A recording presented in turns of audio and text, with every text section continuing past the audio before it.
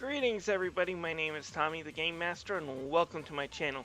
I'm going to do a rant on something that did happen last week with review critic Jim Sterling. I guess he did a really angry review on a somewhat decent game when he hit a game-breaking glitch.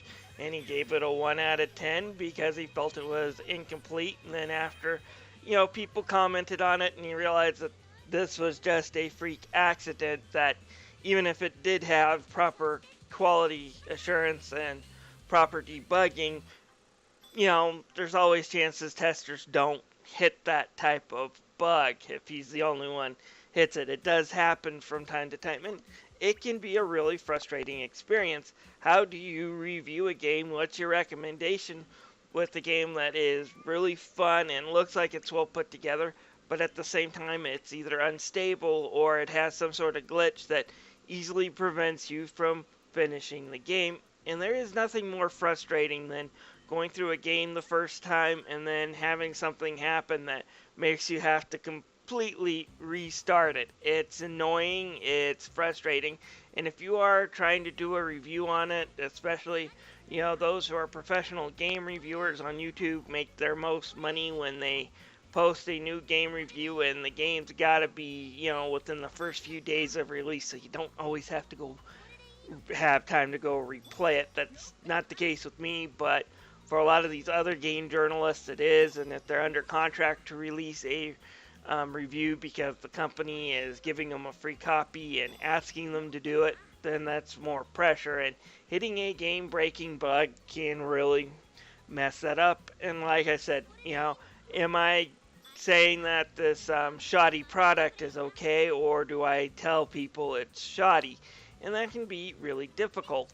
I'm kind of having a tough time with Galgun and trying to figure out exactly what I'm going to say, because I do plan on reviewing this game, and it's a pretty decent experience made by inticreates, and I kind of commented on it last week when I made a video talking about one of the problems with PC games isn't necessarily that gamers who are jumping over from console have to learn things like graphic cards and processors and RAM and even how to put it together if you don't want to spend money having someone else install it.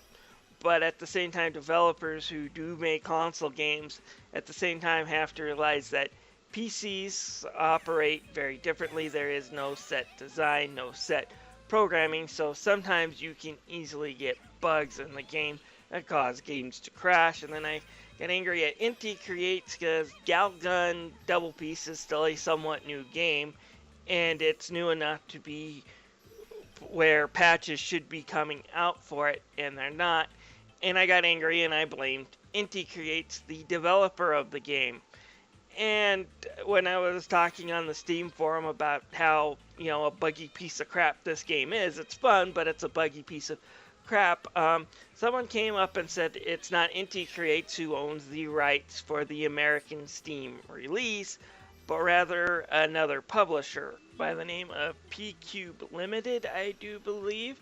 And they are the ones that are kind of doing Galgun when it comes to being released in the United States, and these are the people who are responsible for making it patched, and I made that mistake, and I do apologize to inticreates for that. When that was brought up, I immediately checked out some of the other games they published on Steam, Argent Striker, Gunvolt, and what is the other one, Mighty Gunvolt. And if you check the Steam forums, inticreates has a whole bunch of pinned posts right on the front asking questions and asking for feedback, and I've even seen them reply to people's comments, so they do have a presence on those forums. PQ Limited does not have any presence on the Galgun forum, or at least not now. I guess there's enough complaining going on the Steam forums that I have seen them getting involved, so hopefully they will patch this game. I enjoy it. I'd like to give it a good recommendation. I don't know if it's worth $40 though, mainly because it's kind of short unless you're looking for a nice, charming, fast game to blow through in about an hour. It's really, really short, but I really have a hard time recommending it when towards the end of a lot of scenarios, towards the end of the game, especially final boss fight type stuff, the game will crash on you and it's irritating. So anyways, hopefully this will get patched soon. I'm glad to see that there is some responses from the people who own the rights to the American version of this, and hopefully the game will get patched. This is Tommy the Game Master signing out.